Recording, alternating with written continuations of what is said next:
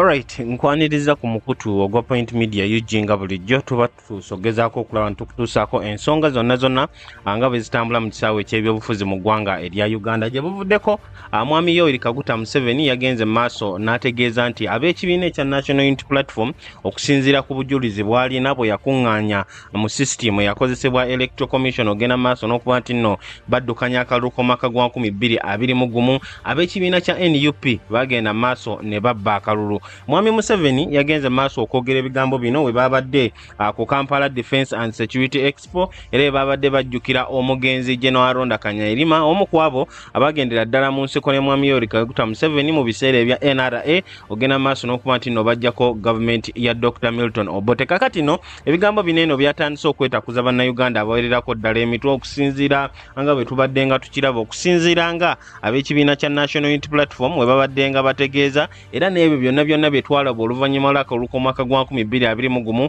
okutwala omusango mu High Court wabula ne genda maaso okuba nti nno gugibwayo awamu n'ebyo byonna ebyagenda maaso okuba nti nno bibeerawo. Kakati no omukulu David Lewis Rubongoya Secretary General w'ekibiina kya NUP ekiro ky'olunaku olw'ejjo yagenze maaso n'okubaako n'ebyo byagenda maaso okuddamu Mwami Yoweri Kaguta Museveni ng'amuyita omuntu omulimba era omuntu atasobola agenda maaso na kukola statements ng'ezo nga buli muntu yenna yonna mu Uganda awamu ne mu nsi yonna bagenda maaso okulaba kiki ekyakolebwa mu kalulu k'omwaka gwa 2021 wabula nga tulina okuba nti n'ensonga ezo zonna tuzituukamu gwali ku Point Media UG njagala kwebaza webale kuba nti n'okyekuumidde ku mukutu genda maaso subscribing liking sharing commentinga tusobole okuba nti no tutambulira wamu mu kiseera kyekimu njagala okujjukiza Haji Abudu omusomi w'edduwa omukulu n'akutegeeza nti wonna w'osinziridde gwali ku mukutu genda maaso obeere ng'omukubirako kwesa omukisa guno eno gwalina ekizibu newoba ng'oli wabweru wa ggwanga mu Canada, USA, Germany,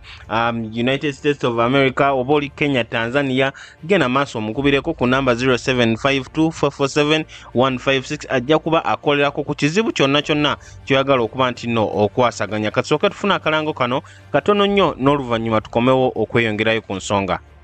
Assalamu alaikum wa rahmatullahi wa barakatuh. Amanya n'eddoboozi Haji Abudu omusomi w'edduwa nkola ku nsonga ez'enjawulo emirimu nga gikutataganyeko ebyenfuna byo nga bidobonkanye ne oba oli bweru wa ggwanga emirimu gyakucankalanako jangu kusomere ku dduwa okuva nedda edduwa zaabaawo edduwa zisomibwa omuntu n'oterezebwa mu mbeera yonna ebadde ekwesibyeko akanyaga. Nina ekyoto kyensobola okukumira wadde oli bweru wa ggwanga nga toli kumpi wano n'ofuna omukisa ogwo nawe n'osomerwako ku dduwa nga nkuteddeko n'akabaani Allah ajja kukusaasira ajja kukwanukula. Kuba ku namba yange y'essimu 0752 44 71 ne ku WhatsApp kwendi mpereza obubaka sobolo okuyamba. Assalamu alaikum wa rahmatullahi wa barakatuh. Gwe akyekuumidde ku mukutu ogwa Point Media UG mu kiseera kyekimu njagala okujjukiza aba BF Suma oba bayita aba Bright Future International Hospital okuva mu ggwanga erya US. Abakulu bano bakutegeeza nti eddagala lye balikola mu bya butonde era nga lituukagana n'omutindo bulungi nnyo. Bakola ku nsonga ez'abaana bato, abavubuka awamu n'abazeeyi, bakola ku nsonga mu bakyala awamu ne mu baami. N'olw'ensonga eyo gwe nawe naye n'ebizibu nga omugongo okuba nti nno gukuluma, gwe nawe n'omusajja ng'amaanyi g'ekisajja era ensonga z'omu kisenge tokyazikwasaganya bulungi gakendeera, gwe nawenna awulira obulumi ng'oli mu kufuuyisa, gwe afuuyisa buli kaseera era naawe afuna omusaayi nga oli mu kufuuyisa, bakutegeeza nti bagenda kuba bakuyambako bulungi nnyo. Bakutegeeza nti bakola ne general body check-up aba BF Suma okwekebejja omubiri bulungi nnyo kiki ekikusumbuwa awo nno n'olyoka ofuna obujjanjabi ng'otegedde genda maaso n'okuba nti nno kijjanjabibwa. Ensonga endala aze bagenda maaso okuba nti nno bazikolako bakutegeeza nti bakola ku nsonga nga pressure, ulcers, diabetes, ensonga ez'omu kisenge mu bakyala awamu n'abaami, ensonga ez'amagumba, ensonga ez'obwongo awamu n'omutima. Gwe nawe nayagala okumanya ebisingawo osobola okubirako omusawo okumwebuuzaako era n'okukola appointment ku namba zino wammanga. Ya Airtel eri 0700343154 ate namba ya MTN eri 0789904444. basangibwawo ku Kampala Road, Greenland Towers opposite Bank of Uganda. Beba BF Soma oba bayita aba Bright Future International Hospital. Kakati nga tukomyewo ku nsonga za Mwami Museveni, twawuliddeko ku butambo obadde butambula ku mikutu emitimbagano nga Mwami Yoweri Kaguta Museveni alumiriza ab'ekibiina kya National Unity Platform nga ategeeza bulungi nnyo nti alina obujulizi okusinziira ku data ava ku electronic voting system eyasobola okuba nti nno ereetebwawo omugenzi General Aronda Kanyerima. Jjukira nti nno tutegeezezzaako nti olunaku olwo General Yoweri Kaguta Museveni babadde e Munyonyo mu Kampala nga bagenda maaso okujjukira General Aronda Kanyerima ku kyayitibwa Kampala Defence and Security Expo. Kakati no General Aronda Kanyerima ono yasobola okusavinga nga Minister owa Internal Affairs paka mwaka gwa 2015 yasobola okuba nti no ava mu bulamu bw'ensi eno, era system eyo yasobola okuintroducingawo eyitibwa electronic voting system okusinziira ku Mwami Museveni agamba nti eno emuwa obujulizi bulungi nnyo nti waaliwo ebyo ebitasaanidde mu kalulu k'omwaka gwa 2021 newankubadde yasobola okuba nti naawangula, wabula Mwami Museveni agamba nti waaliwo obufere obwava ku ludda oluvuganya gavumenti. Mwami Museveni yategeezezza nti ab'ekibiina kya NUP baakiitinga nga bakozesa miliyoni emu eyakalulu, era bw'ati bwe yagenze maaso okuba nti nno ayogera. Museveni yagambye based on the electronic voting system that General Aronda Kanyerima introduced, I have evidence that NUP cheated in the last presidential election by 1 million votes. Agamba nti okusinziira ku electronic voting system eyaleetebwawo omugenzi General Aronda Kanyerima, agamba alina obujulizi nti ekibiina kya NUP kyabba akalulu mu kalulu akasembayo aka bonna oba akalulu k'obwa pulezidenti nga kibba akalulu akawererako ddala miliyoni emu. Jjukira nti nno okusinziira ku ebyo ebyalangirirwa akakiiko aka Electoral Commission byalaga nti nno Mwami Museveni ye candidate eyasooka ate ab'ekibiina kya NUP ne babeera nga bakwata ekyokubiri.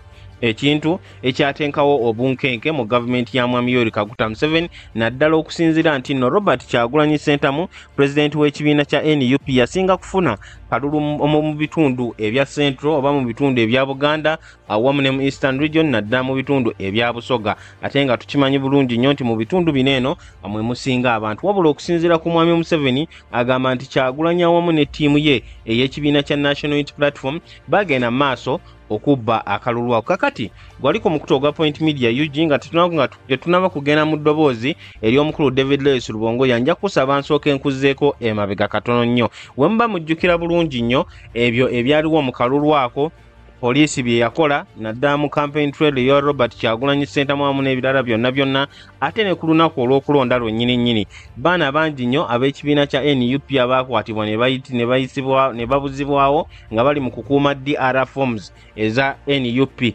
era oluvannyuma lw'akalulu Kyagulanyi ne ttiimu ye baateekateeka okutwala omusango mu Supreme Court ekulemberwamu Chief Justice omukulu Owiny Dollo.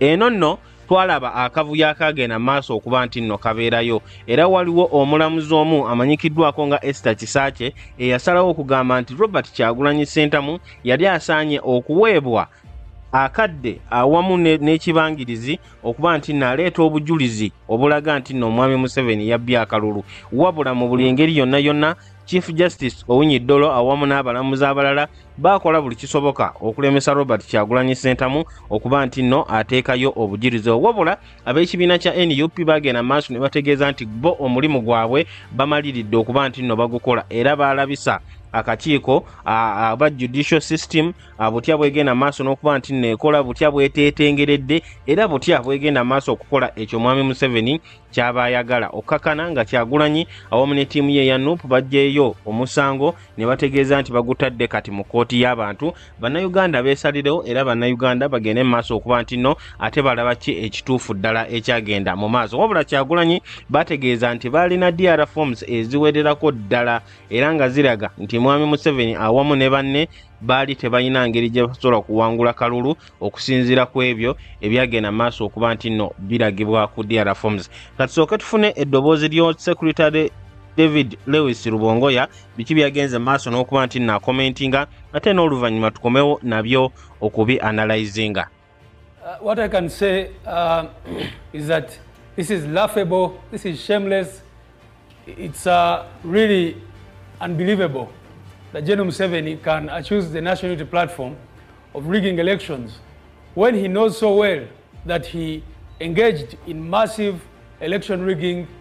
That election of 2021 has been described as an election from hell, given what the state under his command did.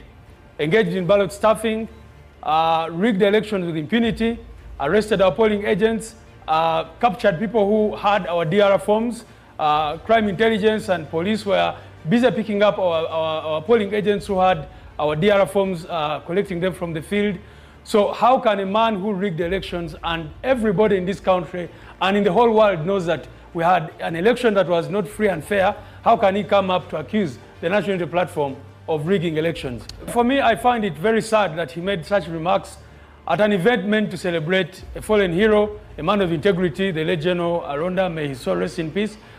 General Museveni shouldn't have made such, unfortunate comments at such an event commemorating the life of a gallant officer who served this country well. So it's very embarrassing. It's clear that he's setting stage for what he probably wants to do in the next election. Actually what he has said today makes you question his claim that the 1980 election was rigged, which forced him to go into the bush. So it seems that right now he knows that he cannot win a popular election in this country, and maybe he's planning something else. So it seems that the election that he claimed was rigged and eventually used that as a basis to go to the bush and, take over power and all that. Now Ugandans will begin to question those stories. If he can say such a statement about an election which everybody knows how it went. Remember, it is this election when General Museveni had over 400 polling stations where he got 100% of the vote, all cast in his favor, and meaning that none of these people who had registered on these polling stations ostensibly were absent on that day, none had died, none had transferred. All these people voted and voted for one person, which is ridiculous by all standards, which is impossible. So he rigged this election. International observers, as you remember, were not accredited to observe the election. You remember what happened. Then they started abducting our people, doing all sorts of things.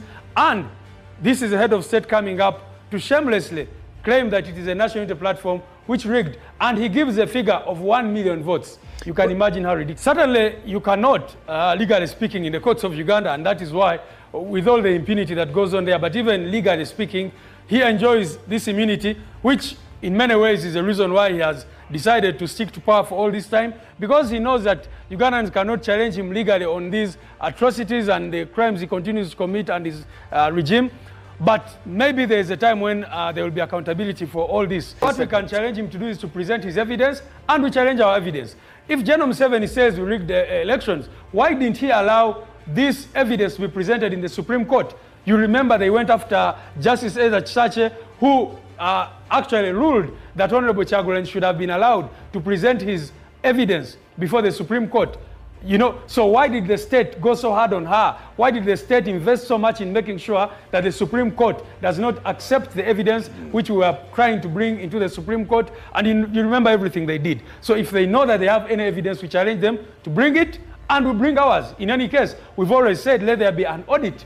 Of course, an audit overseen by people who are credible, by the international community, by the United Nations, and we shall present our evidence to show that General Museveni and his regime, we have DR forms which were tampered with, which show that the votes which we got at polling stations are not the votes which the Electoral Commission headed by Byabakama announced. So we have all this evidence. And so if General Museveni says he has this evidence, let him bring it, let us bring ours, let there be an independent audit of the 2021 election, and the people of Uganda and the whole world will see who actually rigged the election with impunity. The problem in Uganda is not laws. The laws are okay. It is just abuse of the laws. I've already told you that there were over 400 polling stations, 409 polling stations in particular, where he gave himself 100% of the vote. And if you look at the results, there are those he gave himself 99%, 80%, etc., etc. How is that humanly possible? Are you telling me that that happened because there was manual voting or something like that? So it's not the law. It's not even the kind of voting, whether manual or biometric. The problem is impunity, that the laws which we have in place are abused and not followed. But all this to favor him. You remember he appoints the Electoral Commission, make sure that the returning officers are vetted by ISO, the presiding officers are appointed by themselves. So how did NUP all of a sudden be the one rigging elections? I mean, how shameless could he be to make such a suggestion? Akyekuumidde ku mukutu ogwa Point Media UG omulimu gw'okola gw'amaanyi nkujjukiza nti genda maaso obeere ng'osubscribinga, likinga, sharinga ate era commentinga ogezaako okulaba nti osigala okyali up to date ku biki ebigenda maaso mu ggwanga erya Uganda. Kakati mu kwogera kwa General Yoweri Kaguta Museveni yagenze maaso n'ategeeza n'okutegeeza nti ab'ekibiina kya NUP basobola okumutwala mu kkooti bwe baba nga dda mu butuufu bawulira nti muli eri abalumirizza mu bukyamu. Wabula jjukira nti nno okusinziira ku ssemateeka Mwami Yoweri Kaguta Museveni oba omuntu yenna abali mu ofiisi ey'obwa pulezidenti abatasobola kukwatibwako. Ekiseera kyokka ky'aba basobola okukwatibwako kyekyo nga avudde mu buyinza era wabaawo obujulizi obw'emisango gy'agenze maaso n'okuba nti nno azza awonna emisango egiyinza okumukira mu vvi. Okusinziira ako David Lewis Rubongoya atutegeezezza nti ekyo buli omu yenna akimanyi, wabula ate era mu kiseera kyekimu okusinziira ku mbeera kkooti z'eggwanga erya Uganda gye ziddukanyizibwamu era ne bandibadde balina omukisa okutwala Mwami Yoweri Kaguta Museveni mu ssemateeka mu kkooti za ssemateeka tebasobola kuba nti nno bamusingire. Wabula akyagenda maaso okutegeeza nti Mwami Museveni asobola okuleeta obujulizi bw'agamba nti nno alina era amudeyaringa oba amusoomooza okubujjayo. Nabo ab'ekibiina kya NUP baleete DR forms awamu n'obujulizi obw'enjawulo obwasobola okulabika ku mikutu emitimbagano awamu ne mu ngeri endala zonna basobole okuba nti nno babuteekawo. Awo nno bannayuganda beesalirewo era bongere okulaba ddala ani mutuufu eyabba akalulu mu kalulu k'omwaka gwa 2021. Ensonga nnyingi nnyo omukulu z'asobodde okuba nti nayogerako, wabula ekibuuzo kiri nti naddala nga tuli mu kwolekera mu kalulu k'omwaka gwa 2026 Mwami Yoweri Kaguta Museveni okuvaayo okukola statements ng'ezo ku kalulu akaggwa okw'omwaka gwa 2021 kitegeeza ati okusinziira ku David Lewis Rubongoya agamba nti Mwami Museveni ali mu kukola statements zino ez'obuswavu, wabula asazeewo kuba nti nno azannyamu katemba ng'owe. Nejjukira nti nno mu kalulu k'1980 Mwami Yoweri Kaguta Museveni yasobola okugenda mu nsiko okuba nti nno alwanirira awo era ng'ategeeza nti omukulu Dr. Milton Obote yali agenze maaso n'okubba akalulu. Lewis Rubongoya agamba nti okusinziira ku ebyo byayogera kati oba oliawo naye alina byali mu planning, okusinziira nti akyakimanyi bulungi nnyo oba yakitegeera takyasobolerako ddala kuwangula akalulu akali free and fair ak'amazima n'obwenkanya, lwansonga nti ne mu kalulu k'omwaka gwa 2021 ba international observers abakungu okuva mawanga ag'ewabweru bannamawulire tebakkirizibwa mu ggwanga kugenda maaso na covering akalulu ako. Ate era ne intaneti tujjukira bulungi nnyo nti nno yaggyibwako mu bitundu byonna eby'eggwanga erya Uganda. Embeera bweyotyo bwetambula, genda mu comment section nga bulijjo teekayo endowooza yo tusobole okuba nti nno tutambulira wamu era tusobole okuba nti nno tutegeregana nga bulijjo. Kambeere nga nkwerekereza teweerabira ku subscribinga, ku likinga, ku sharinga awamu no commentinga. Mbeere bulungi era mweraba.